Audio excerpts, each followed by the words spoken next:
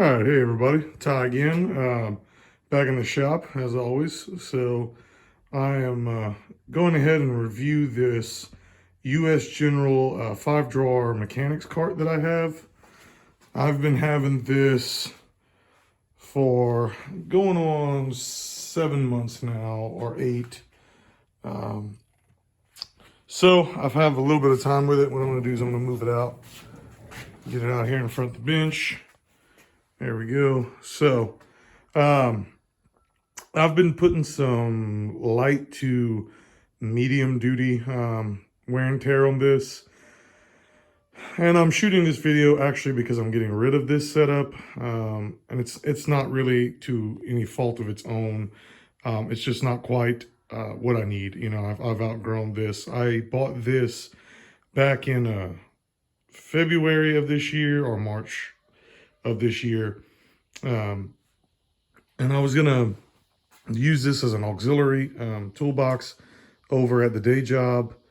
Then it went there for a while, and I pretty much outgrew it from the day I put it together. I thought it was going to be enough cubic inch space, but it simply was not. So it went back to the house here, to my personal shop, and it's been serving pretty good duty here, but it's time for it to move on. So I'm actually trading this in on another toolbox, and that'll probably get covered in a later date. But just know I'm gonna catch some flack for it, but I'm actually getting a Snap-on box. I'm trading in the General and another little Craftsman 5-drawer that I've had for years, which was what I first started with when I first started doing shop work.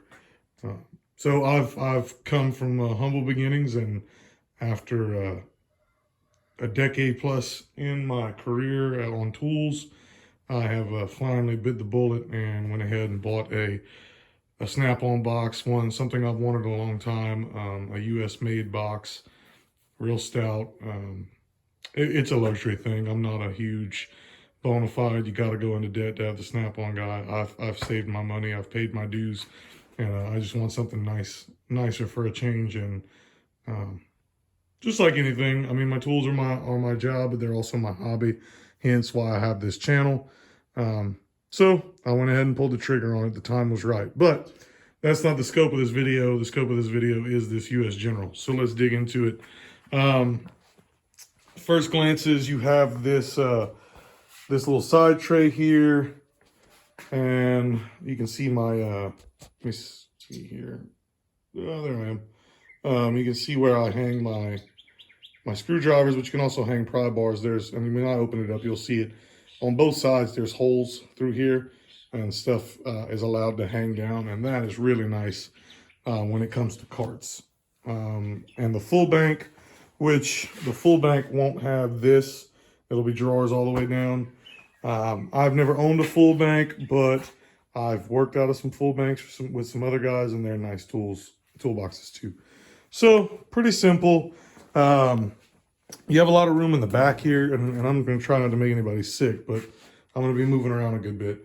But the back is fairly smooth, and so you can magnet the US General surge protectors, and they make all the matching colors for the boxes.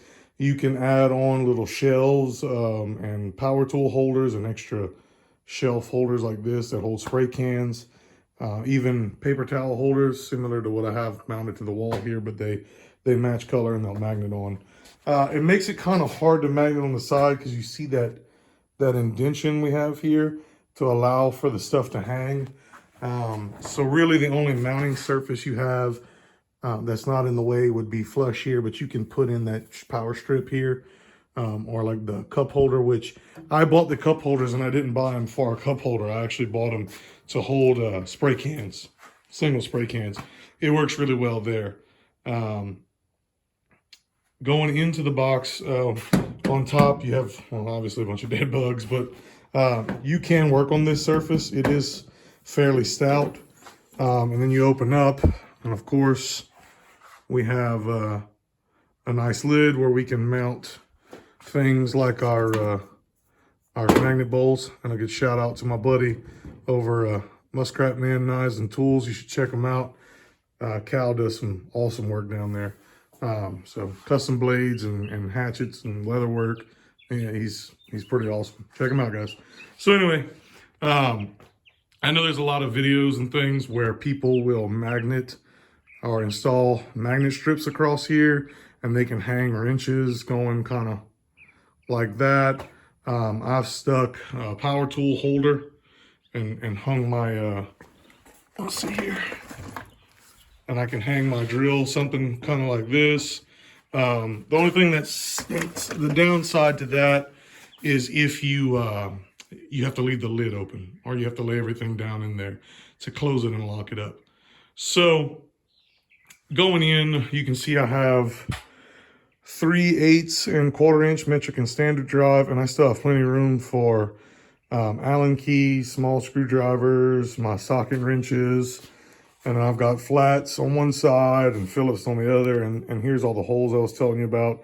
They go in different sizes, so you can see where the screwdriver ones, they get a little bit smaller hole to them.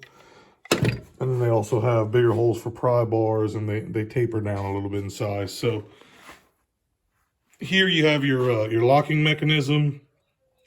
It will, the lid pushes this down, and then once this is pushed down with the lid closed, you cannot open a drawer at all. So that has to be open and unlocked, and then you have to come up and you have to catch this this little button here. Let me find it. There we go. You have to grab this little plastic button here, and then you can pull the drawer out. I don't like that much. I'm going to be honest with you. I like drawers with a detent, where they just push in and they kind of lock into place, and you give them a little oomph and they come out. I will say the detent will wear out before the little button, but not that much. Hey, mascot's made it back. Tell them hi, Dixie. She's getting a little sun and running around, and there she goes. Probably to hunt chickens or something. But anyhow, you have quite a bit of space here. For a while, I had these, excuse the junk on my shelf and the movement, but I had the 1/2 inch drive set up, and roughly, as you can tell, the 1/2 inch drive setup takes up quite a bit of room going crossways in the box. That's why I took them out. I don't use a lot of 1/2 inch stuff at the house versus where I do at work. So I took it out and went 3/8 and 1/4, and it gives you more room to put power tools. If you'd want to lay some power tools up here, if you were using this at your job, at a shop, say you were working, say small engines, or for a specific dealership, and all you did was, let's say like Toyota cars and pickups, something smaller, and you really didn't need a lot of 1/2 inch, or if you needed 1/2 inch, you knew the certain sizes and the either long or the long flex head type ratchet, whatever, that kind of one ratchet you needed, then you could find some space in here to put it in there and use it like that. But when you're doing work like I do, we use anything from 1 inch down to 1/4 inch drive. So this just clearly, it wasn't enough to hold all my sockets. So the top is your main area, and then moving right along, you have a small drawer. I have some miscellaneous junk in here. It's a fairly shallow drawer, as you can tell. It's going to be pretty good for screwdrivers. What I have here is some air fittings, or just miscellaneous stuff. Anything of that nature, stuff that's more low profile. I actually had pliers in here for a while, but I carry quite a bit of pliers. That's the old electrician trade in me as well coming out. So I did have to move my my pliers over a drawer to a deeper one. But you can keep a few things in here that are low profile. Dropping down to next, it's a rinse and repeat. This Klein multimeter, which I need to do a review on eventually, it fits in there very well as my fluke pin. So give you an idea of depth of what you can put in these shallow drawers. Just because they're shallow, you can fit some decent stuff in here. So for these two drawers, I recommend using them how I have them set up. Electrical components, electrical test components. You could fit your spare leads, your multimeter for the most part in there, depending what model you're running. You could also put air chucks, tire gauges of various sizes, um, little small wire brushes, pneumatic fittings for die grinders. You can put 1/4 inch die grinder in there, easy, a right head, a right angle, or a straight. And you can keep all the extra wheels and buffing pads for that in there. That would fit nice. Um, you could also fit, if you don't mind piling them and having to grab a few of them to look for them. If you don't like things set up on rails or on holders, you could easily put your standard and metric, or metric and standard, right here in these small drawers, and have them set up separately. That's for somebody that's using 3/8 smaller, to 1 inch, maybe up to 1.5 wrenches, and anywhere from say 6 to 27, 25 or so on the metric. You could just have them thrown in here and just stacked up, and then you may have to come in and say, that's not it, that's it. Okay, there it is. I don't like to do that. I don't like to dig. I like to have my wrenches laid out where I can see them, or on some kind of holder. That way I can walk up and grab the size I needed. They're in numerical order, or in size order when it comes to standard, or numerical order for metric. But others, they don't mind doing that, or the efficiency is not that big of a pusher like it is in my day job, and you don't mind having some time to go through it and grab everything. And you'll see that I have my wrenches here in this shallow drawer, and they're just thrown about. But for the house, it works. I'm not on a time crunch. I'm not on a time clock trying to be efficient like I am at work at the dealership. So here I have the deep drawer, and I have a bunch of pliers. The thing I did not care for it, and you can tell where they kind of cut some corners. I mean, they're slides. I mean, you can hear it. That slides smooth. It is. But on this deep drawer, to put some extra weight, I would have liked to see them put a second slide. But you got to cheap out somewhere. This is a $270-something card. I ended up buying it with a 25% off coupon. Got it somewhere around $250 with tax. But I have 460 channel locks in here. If anybody knows, that's the big boys. They fit in there long ways perfectly, and you can stack on top of it. So this is a good drawer for what I'm using it for here. For pliers, you could use it as a hammer and punch and chisel drawer. You could kind of mix all that in together. Or if you're just using a few smaller power tools, like say you work on aviation stuff. I know my buddies that are in aviation, they use smaller Makita a lot of times, or Milwaukee with the 12 volt, the small slim stuff, and they're usually using a 1/4 and a 3/8 drive gun, and maybe a long head ratchet or something, and a couple of batteries. Well, you could throw that in here, and then you can have your charger up here with your power ran through one of these holes, and then hooked to the side to the power strip, and then plugged off into the wall. And you can charge like that with this thing. That's if you're not using, I got a 1/2 inch gun, a 3/4 gun, a 3/8. I mean, I got a ton of stuff. So my power tools just wouldn't fit in here. But if you're running small amounts of compact power tools, it would fit here. Plier drawer, hammers, punches, stuff like that, something a little bulkier, that goes good in here. Then dropping down, we have a full length shallow drawer with single stiffener, and I'm using that for miscellaneous stuff. You can see hatchet, mallet, hammers, bolt cutters. They fit in here pretty good, but you could use this for a combination on standard, a standard and metric set of combination wrenches, if you would choose, or anything of that nature, something that's around that low profile, but you have a high number of. So say sockets, if you're not going to keep them up top, which for some reason I wouldn't know why you wouldn't if you have a cart. I mean, that's what their bread and butter is keeping the sockets up high. But you could drop the combo wrenches down here, or lay out all your pliers across in a holder, or all your combos, something like that, in this area.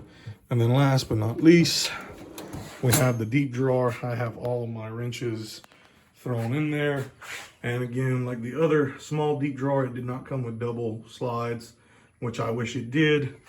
But you could use this for your large high-end tools. For when I first got this, I had all my power tools laid out and they still didn't all fit, but the majority of them did. So you could use this for that, but other than the top section here, this is your next best lockable, securable storage for this cart. So put in there what you wish. And then of course underneath, you have this shelf. I have some power tools on it right now, just because it stays at home. But when I was using this at our shop, I would keep my my kits. So my impact socket kits that come in the hard plastic, boxes. I had 3/4 drive. I had chrome hand sockets. I had 1/2-inch drive impact sockets. My wheel pullers and things of that nature. My vacuum pump, my AC gauges, that kind of stuff. I would just pile up in here. Now it sucked to have to crouch down like I am, come in here, start taking crap out to find what I needed, and then pile it back up. But for 250 bucks, this really helps. And then, like I said, you can lock up your pry bars on the side. But also, if you need to, I know some guys at work that have the full bank cart and they have the big Snap-on bars or Matco bars or Mayhew. All three of them make something, but they put strips of a magnet down here and here and did some heavy duty adhesion, and then they could stick the pry bar on like this with the handle sticking up, and then you just walk by, catch it, yank it off the magnet and go about, and then you come back and stick it up, and this will hold it all day. I do get that. This US General did this right. They put double shocks on here, and they're pretty stiff. See, they don't come back up. But, you gotta walk them with the thumb. You gotta hook them and just go ahead and do like that. So it is pretty stout, and it will hold some stuff being hooked to the lid. So don't forget that as a storage option.